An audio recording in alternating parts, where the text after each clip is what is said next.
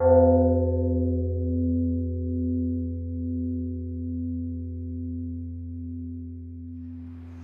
Petch started off by saying, may I ask for the opportunity from Anan, Mahasomchai, and all of the monastic community here to speak on the Dhamma. So today it's one of the days that we have together in this online retreat, practicing the Dhamma together. And you are here from, some of you in Thailand and some from overseas. And Anan has already come and given you many Dhamma talks already, many teachings. And so he asked me to come and just give a little bit of Dhamma to you. And a bit of a guidance as to the way of practicing the Dhamma. And so, Pome Kruba Ajahn, so kind of mother and father and guide, master in the Dhamma, that he has given you kind of a lot of teachings. So I'll just talk a little bit about practicing the Dhamma. But before I get into that, may I express the joy that I find in all of the merits that you are creating. Those of you here in Thailand and those of you overseas, and staying in many different countries, and that you have willingly given up your time in order to come and put the Dhamma into practice. And it's really not easy to do that, to be able to give your time like this, to come on a meditation retreat. But you've all managed to do that because you see the benefit in it, in training your mind, in cultivating your mind, in following the teachings of the perfectly self-awakened Buddha and in the awakened teachers who have given you this path of practice. And you have this belief that if you train your mind in this way, then this will bring goodness. It's like our bodies, that we nourish them with food and oxygen, and our minds we nourish with the Dhamma, and through practicing the Dhamma, bringing our hearts to peace. So therefore all of you see how a peaceful heart has great benefit. You have this faith and belief in the ways of practice and the teachings of the great teachers, that practicing these things are good, and they give energy to our hearts. Because we can see how we can put that into use in our daily lives. So in our occupations or just whatever it is that we're doing in our life. For that to go well, then our hearts need to be in a good state. And we see how in this current day and age that there can be a lot of agitation, things really stirred up because of just how much information and news there is that we can receive through our phones or on the TV. Some of that news is good news, some is bad news. But when we receive that information or watch that, then all of those feelings and all of that information gets stored away in our minds. And then when we work and we have to be with other people, and that can be difficult as well. And so if we train our minds, then this gives us peace, and we're able to be in society in a good way. We're able to be intelligent in the way that we speak and we communicate with one another. we don't allow these unskillful or negative moods to accumulate in our mind. Because in the Buddha's teachings, what's encouraged is for us to create goodness. And so we do that and create goodness. We create our parami, our spiritual virtues. And as the teachers have said, there are three means of that. So there's generosity, and there's virtue, and there's the cultivation of the mind. And so there's selfless giving, the looking after of the precepts, and making our minds higher. And this development of the mind, that this is the peak of goodness. And all of this goodness that we accumulate and gather up within ourselves, all of the merits that we have done within our lives. And then if we need to carry on travelling through the cycle of samsara between birth and death, that we can be encouraged that we'll be in a good state. Because in this cycle of samsara there's the human world, and there's lower than that as well, and there's also higher, the divine world. But if we're intent on cultivating our parami, then in each life that we get born, then we accumulate that within our hearts. So when we're practicing the Buddha's path, we take sila, virtue, as our foundation. And that can give us one degree of peace of our minds. So we need for our minds to be very firm in non-cruelty and non-harming. And to keep these 5 precepts well, to have a heart of kindness towards all beings. So these 5 precepts, what are they? And it's likely that all of you know that already. Is to not kill any life, whether that's humans or animals. To not take others' wealth. To not engage in sexual misconduct. To not say anything which is untrue. And to not consume things which are intoxicating. So if we have these as our basis, then our training of our minds in samadhi becomes easier, that the mind becomes lighter. We have this kindness for other people. We see how we're all friends living together in this world, that all of us wish for happiness, we wish to be freed of all suffering. And so we have this foundation of loving kindness, and this can lift our hearts up, allows us to cultivate our minds more easily through metta. So we keep these precepts as our foundation, and a step prior to those precepts is the giving aspect, us being generous. And so we help one another, and this may be within the context of Buddhism, and so we may offer food within the monastery or to the monks on alms round. But perhaps you're living in countries where there isn't a presence of monastics, so you can't offer food, but you can do other deeds instead, so you can help out in your society. You can give donations to various charitable foundations. And so we give what belongs to us as a gift to others. And then our hearts can find a pleasure and a contentment and gain energy in that.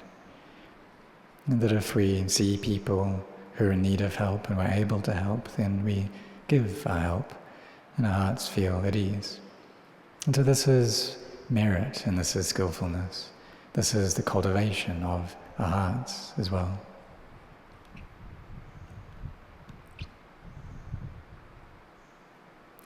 So we see how we're accumulating this good karma.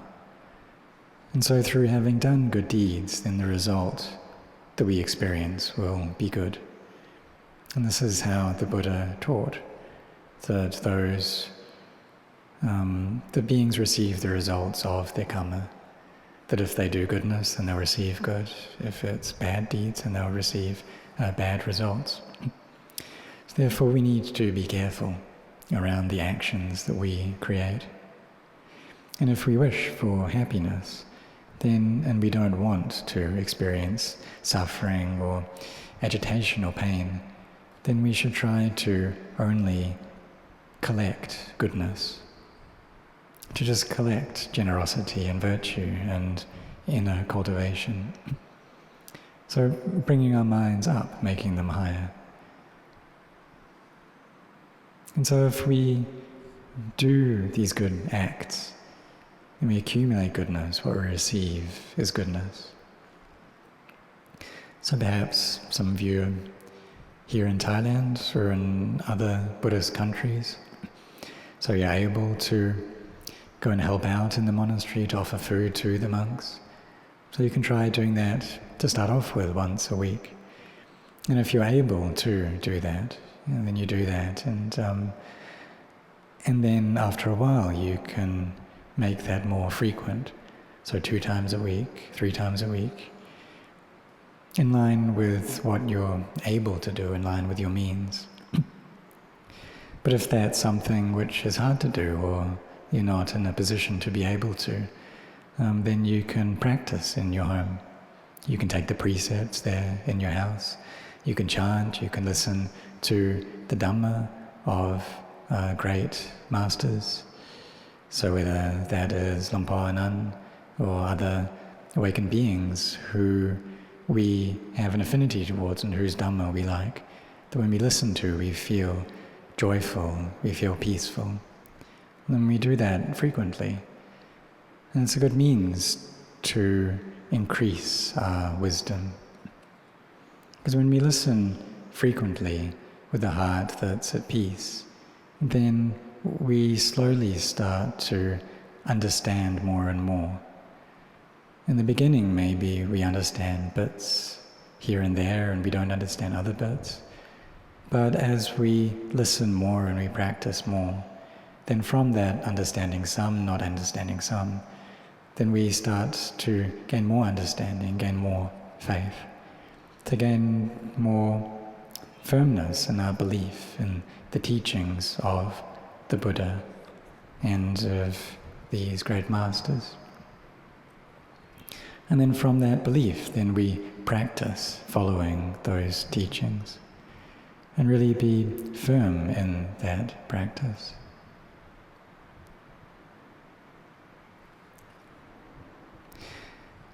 And so we set this aspiration that in every life, if we need to get born into another life, in every realm of existence we get born into, that may we meet with these teachings, may we meet with the Buddha's path, may we meet with monks who have practiced well, and may we follow those correct teachings.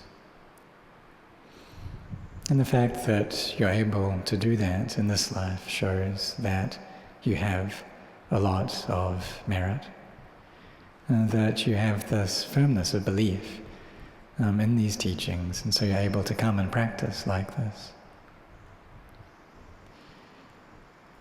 Because we have this faith, this does lead us to the end of suffering. And that's the very peak of Buddhism, that's the end of the path. We call Nibbana, the end of all suffering, the putting out of all of the defilements.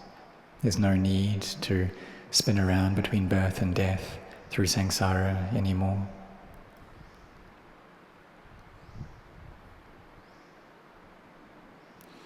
And so if we're not yet there, at the end of the path, then we need to carry on putting in our efforts to have this firmness in the way that we apply our minds, that we're only going to do good things. We're not going to do anything which isn't good. Like the Buddha taught in the Awada Patimokkha, that the abandoning of all unskillful or evil deeds and the bringing to completion of skillfulness and the purification of the mind. And this is the teachings of all Buddhas. And so like us, we've come to practice the Dhamma like this, which means that we've come to practice our minds, come to make our minds higher, to give them true peace. And this is the peak of merit, of skillfulness within the Buddha's path.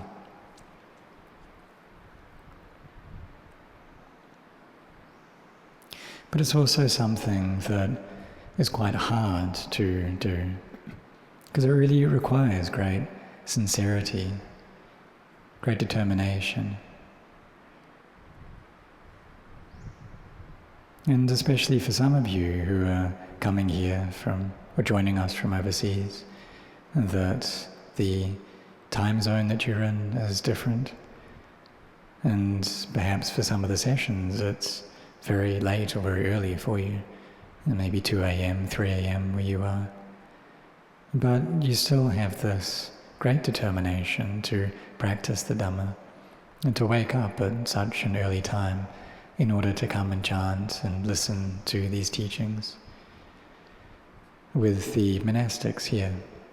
And this is a lot of parami, a lot of spiritual virtue that you are creating and accumulating, that you need to use your kanti parami, so your patient endurance and your virya parami, your energy, effort. And for some of you, after waking up so early, then you go off to work. So it's really rare to find people like this within Buddhism, and who are so sincere in their practice. So I wish to give you my praise and also express my rejoice and give you some encouragement as well. You will come to practice Dhamma online like this. And so may you carry on looking after your Dhamma practice. It's not the case that you just come for these 9 days and then when this retreat is over, then you give up your practice. You need to carry on practicing. And perhaps it's not as intense as it is during this retreat, because now we have a course that has sessions in the morning, in the afternoon, in the evening. But what's important is for your practice to be even and continuous, and to make it connect up. And so you may have your meditation session in the morning, maybe in the evening, but just make sure that you do it every day. And perhaps it's maybe just 30 minutes, or at the very least 15 minutes. What's important is that you are continuous with it. You try also listening to the teachings of Anan frequently,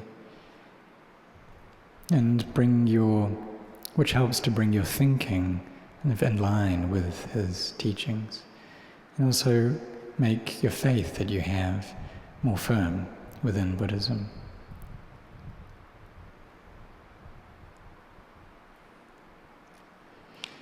And so we have this faith in these teachings that, well, if I do them, then I'll need to be getting good results from that. Results of happiness, results of goodness, results of growth, of the reducing of the suffering in my heart. Because what I'm doing is such a good thing.